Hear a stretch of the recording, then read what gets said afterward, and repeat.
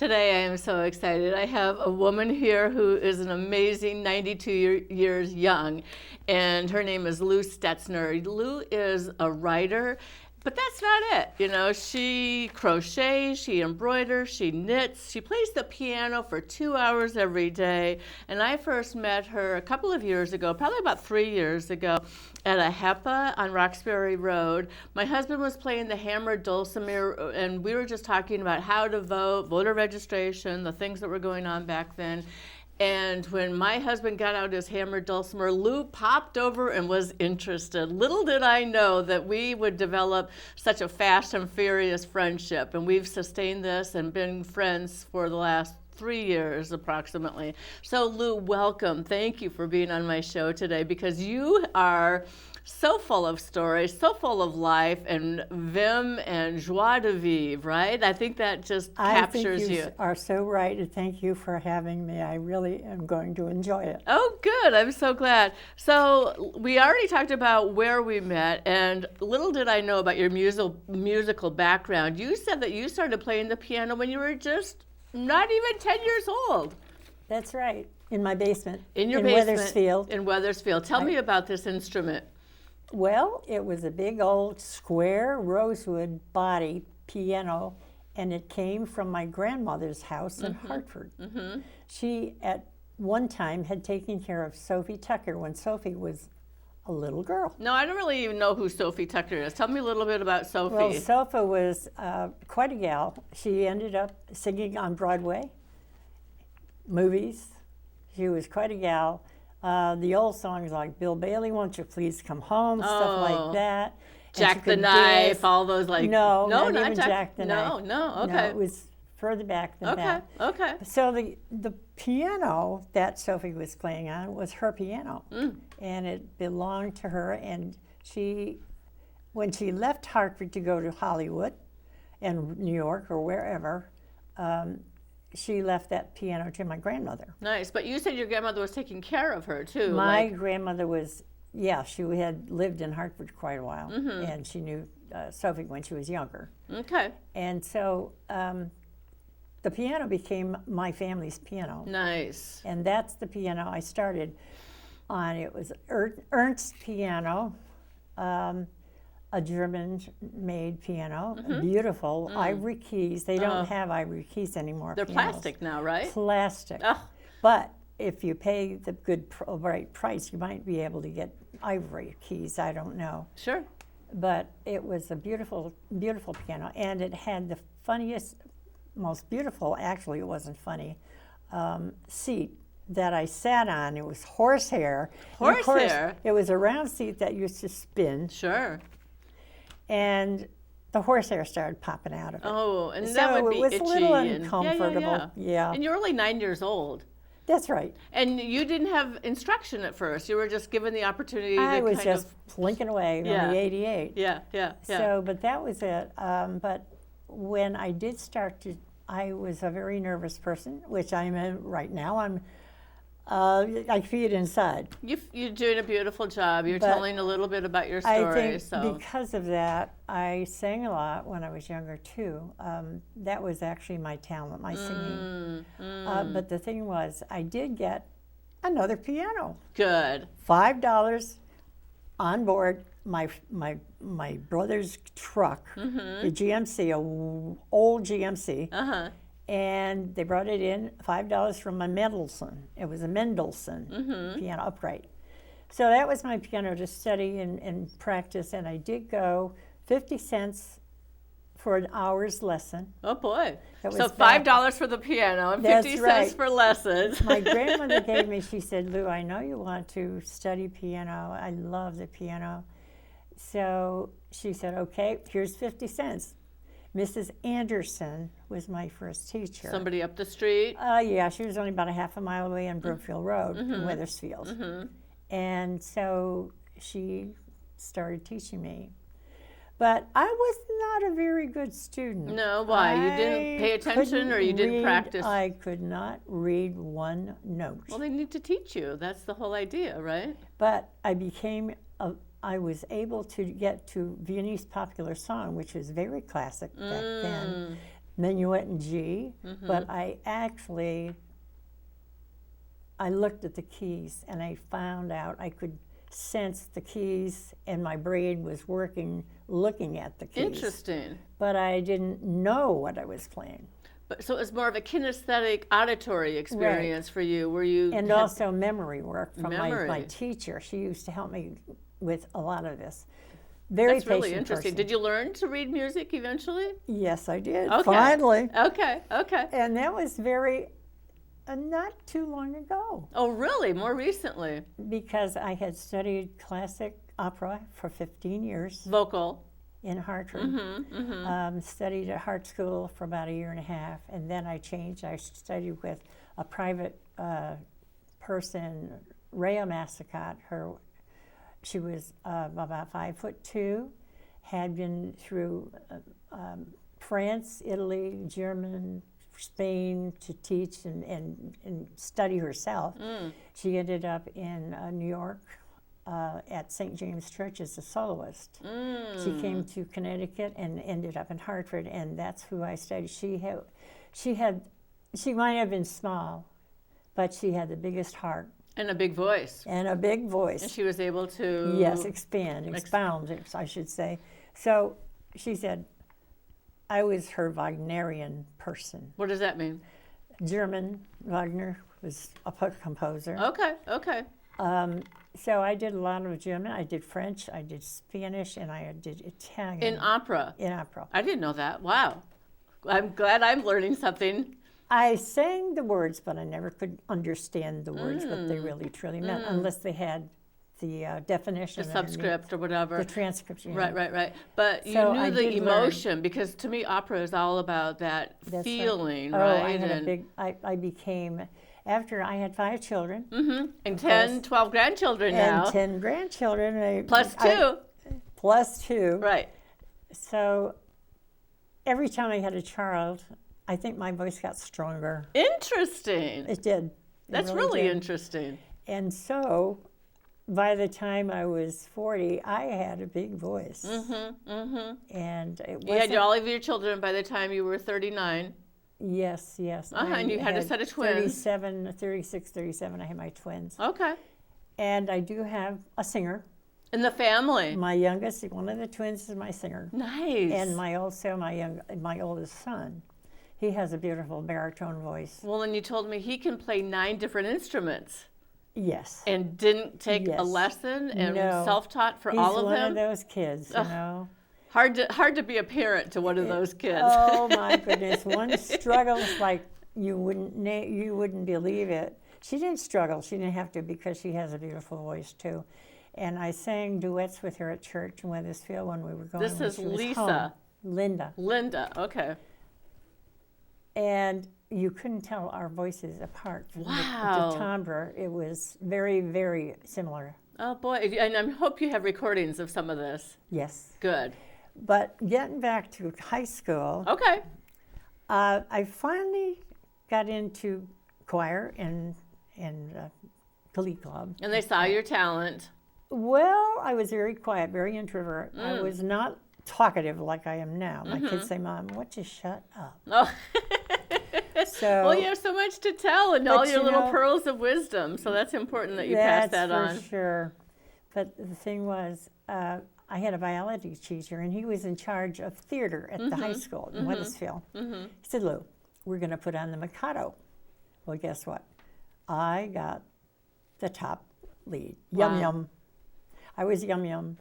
And the young man that was Nanky Pooh, he ended up also in Kansas City, and I don't know if he's still in City Opera up there or whatever, but he also had twins like I had Oh, twins. boy, So yeah. that was kind of weird. That's fun.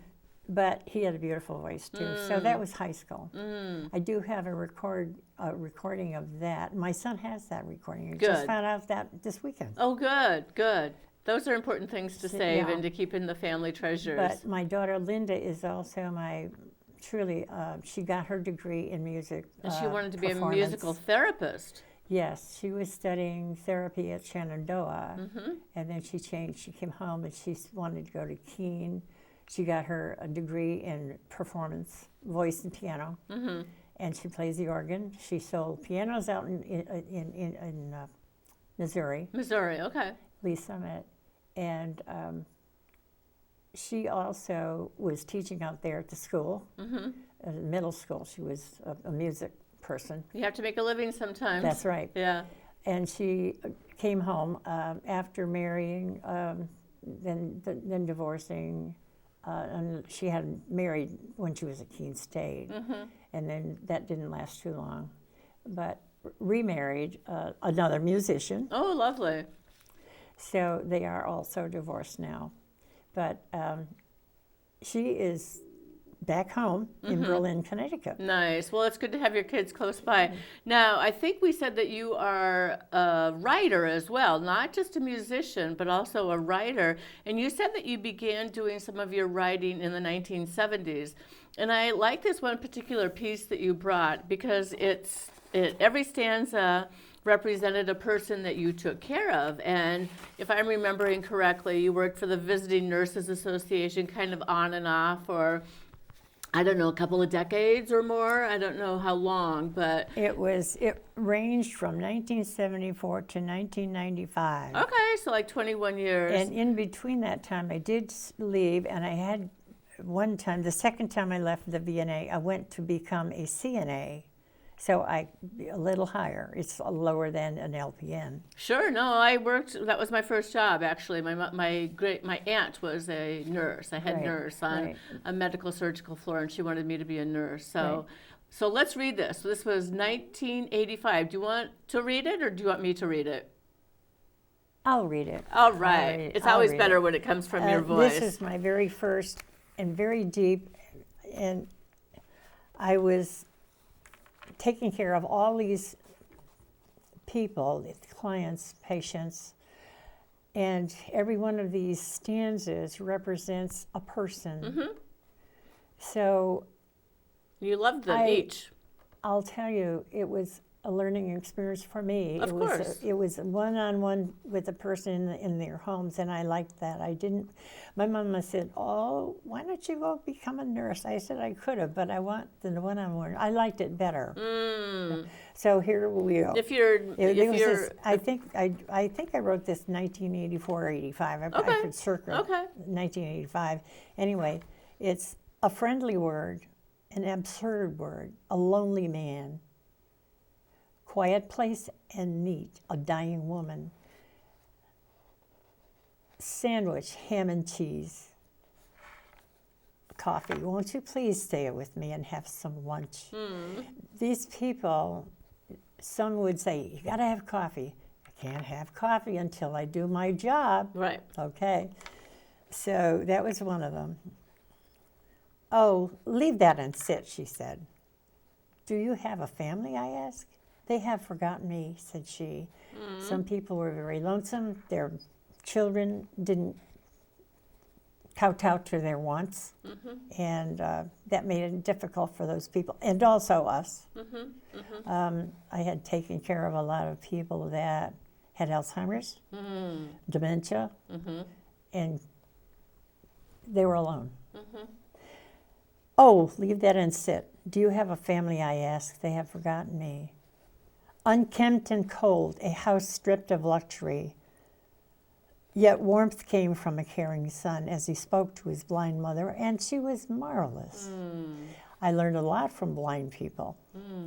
It's how they deal with every day, how they dress, how they eat. Amazing, amazing.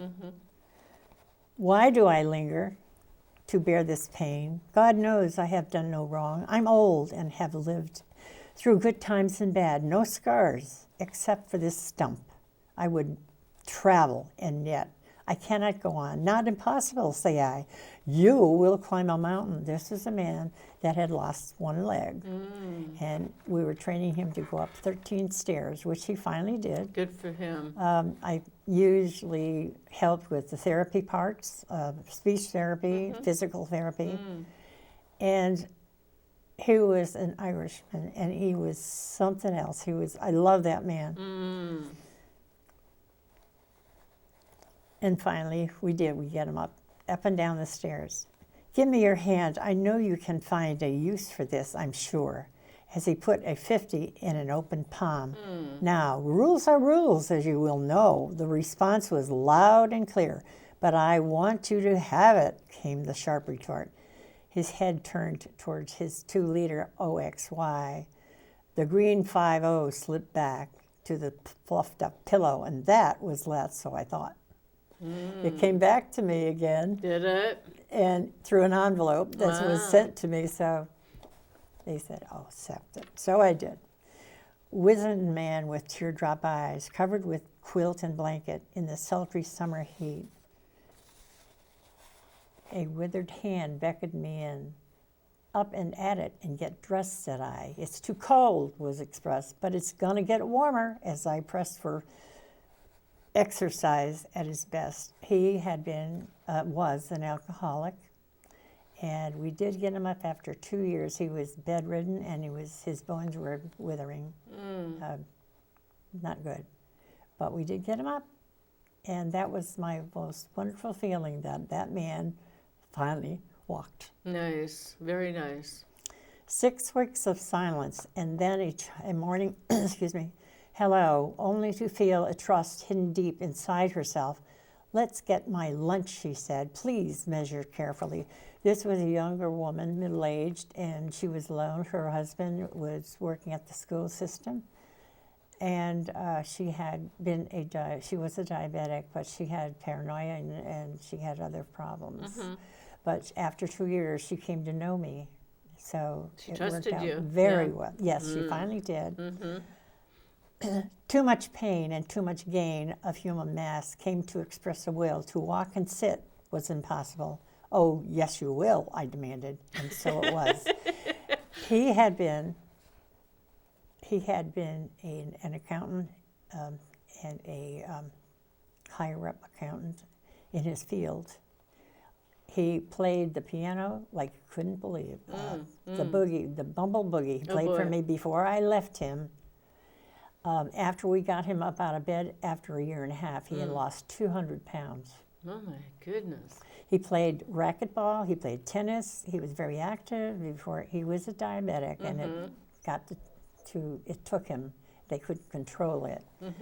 But he was amazing when we finally got him up, and I worked therapy on him every other day when I was there. A cup of coffee there for you. Yes, thank you, I will. And that was the end. Aww. The little lady, she was about in her 90s, says, you got to have coffee. No, we're going to do your shower first. Right, right. And that was it. First things first, right? Yes, first things first. She was Italian, and she had biscotto, and it was marvelous. So these were all people, and maybe I would have worked, at that point when I first started, I worked for maybe 7 hours a day, and after a fashion, we finally got more aides. When I left, we had maybe 30 aides. I was doing in-service work Training. for the aides, for the nurses, and I would present programs. I think I did 3 or 4 when I came back the third time. And so, Well, it's noble work. yes, And it's work that Yes. you really give a lot of your heart to, and It's- can be very draining. through the years they changed. We were doing personal care and home care in the beginning, but then they changed that after like 7 or 8 years while I was there the first time. And I believe we went to either personal care for an hour or an hour and a half or 2, or home care you did, or you could do both at another time. And what is the It was difference? separated. Personal care is the bathroom kinds of needs, Just shower, bathing, that sort of thing. and then home care is cooking. Probably is, probably lunch. You leave lunch for them, or that sort of breakfast, whenever time you were there. But when it came to homemaking, it was definitely homemaking, no personal care at all. It was dishes, preparing meals, Straightening things up. beds, washing, that sort of thing. And it was a change because of OSHA. Oh, sure. The standards. OSHA had presented their rules and regulations to us, and after a fashion, after a while, we were paid for our gas mileage because we go from one house to the other house, and Glastonbury was a big town. Yeah. So it made 15 minutes between each person, and if you're in center of Glastonbury, it took me like 50 minutes, all of that, to get to South Glastonbury. In the southeastern Glastonbury, it was up in the woods, but now, of course, there's a lot more homes there. It's all, been developed, of course. So, but that was part of my Vienna. But this is when I had started. One night I felt very depressed. I had come from being depressed myself, and things changed. I saw the moon and the stars and the sun. It was beautiful. Something told you. The next day was a new day for me. Nice. I climbed a mountain. I got to the other side of the mountain, and I said, "That's me. This is what I'm going to do."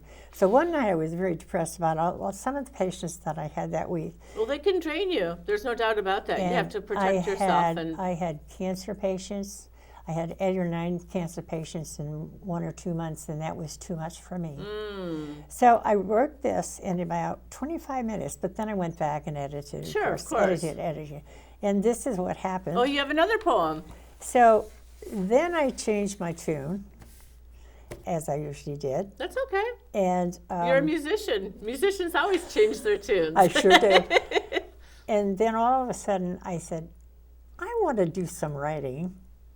And I told Kathy, the head nurse, she said, "Good for you, Lou." She said, "That's a great thing." I said, "I want to do it monthly, presented by me, worked up by me, got all the information by me."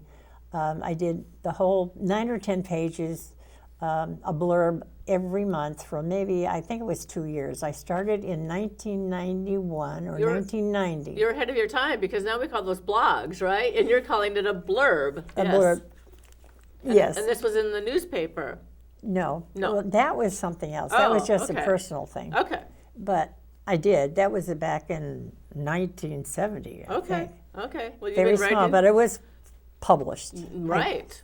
And that was about the politics in this world, which haven't changed at all. Did you want to read that one? I remember. I don't have it. You didn't with bring me. it. Okay. And I was looking for it just last week. That's okay. Lost it. No, it'll come back. So I did start this write-up about births, deaths, people leaving, people coming into the VNA, nurses serving so many years, birthdays, marriages, and the background of each one of those. I also produced and researched the history of the VNA. We actually started having the AIDS at the VNA in 1973. About the time that And you were. I was the first one, and my Annie Torrance is the other one. She's still living. She looks just like me, young and full of hell. Look out when Annie starts coming down the road, huh? So anyway, the other woman was Barbara. She passed away, and I don't know what happened with Yvette Lemieux. She was a young girl that taught us the ropes, so to speak, because I didn't know. So that was an experience. Do you have any more poetry that you want to read? Yes, I do. Because you said that you wrote both acrostic and haiku, and which is your favorite? They're all my favorites. There you go. My daughter Linda does haiku beautifully. This is I think I'll do the Master Painter. That's one of my better ones. I do the seasons, and I have done everything except winter. I have a thought that I produced about winter. I'll do that after. Well, we only have 5 minutes, so we have to. Okay. So Yeah. this is the Master Painter. Okay. Bright orange and yellow leaves fall from the trees into the pond below, reflections of color in the ripples carried off in the stream. Branches show their brown and gray muscle, slowly, oh so slowly, bearing their nakedness, gently telling the age-old story that winter is not far off. In the village, the scent of apple cider, donuts, and pumpkins ripened lay on the ground, ready to be picked and hewn into scary frowns. His hand painted this picture for all to see, the handiwork of the master painter. Piles of gold and orange and burnt brown lay in mounds, waiting to be carried off with the stream. Nightfall comes with rain. Perhaps field mouse and chipmunk are burrowing underneath the water-soaked cave of leaves and twigs, grateful for refuge. Slowly, oh so slowly, the morning sun shines between the boughs. His hand painted this picture for all to see, the handiwork of the master painter. And that was in the form of the pantun, which is a Malaysian form that, through the centuries, what is pantun? The first line and the third line are repeated, and the second and the fourth lines are repeated. So that's called a pantun. But I do have. Well, let's talk a second, because you told me that you were working in a school system for a while, and there was a student who came back because there was something he was disappointed. I was not in the school system. Oh. It was after school during the summer. Okay. And it was a program whereby Miss Galata, And he Chris Galata. He called you Mama B or something. Yes, we worked. There were several of like 200 people altogether that worked for these musicals during the summer, and we did Carousel, Hello Dolly, Music Man, and it went on and on. Seniors, juniors together. We bonded, and we bonded more than just bonding. Right. Became mamas and papas. It's like family. And we did, we set up sets, and kids helped the seniors, the men helped produce all these setups, and we had painters doing the painting and all that, the artists. And my daughter Lisa's the only one that doesn't play anything, but she's my artist. And I was producing all the costumes, sometimes the makeup when the plays were, when the musicals were put on. But this one young man had a problem. He didn't get a part, and he was a junior. The senior got the part in the lead. I said, John, we had a circle of problems. And I said, John, someday, I said, you're going to say, you got to take the bitter with the sweet, by the way. I said, someday you're going to come back to me and you're going to say, Mom B. Mom B. Mom B. You hit the nail on the head. He said, I'm now a dancer in New York on stage. I said, John, you made my day. Oh. And that was wonderful. Good. But young people like that, we bonded with them, and they came through. And I helped with the harmony in the and some of these gals and the fellas that were presenting their voice for the first time or the second time. I give them hints at what they're doing wrong, what they're doing right, and that was a big plus for me. I just love to do that. Nice. Just well, love to do it. Such beautiful contributions you have made, and what a legacy you're leaving for your children and your 12 grandchildren, and just amazing. And I know that you're the father of your 5 children was in police work, and then your second husband had similar also, kinds of things. He was very much in the government work, of course, as you know. We won't get into that right now. No. But what a legacy you have left, and every time I talk with you, share with you, you have inspiration that you just exude out of your body. And we did have, like 4 or 5 years ago, we had a get-together in Glastonbury at one of the young people's homes where she is now in business for herself. She's a farmer. And she has a staff and whatever. But we had a wonderful get-together after all these years. You're going to have to come back. You're going to have to come back, Lou, and tell me that story. Yeah, there's just so many more stories to tell. So, but we met some of the kids. They're not kids anymore. They're adults with children.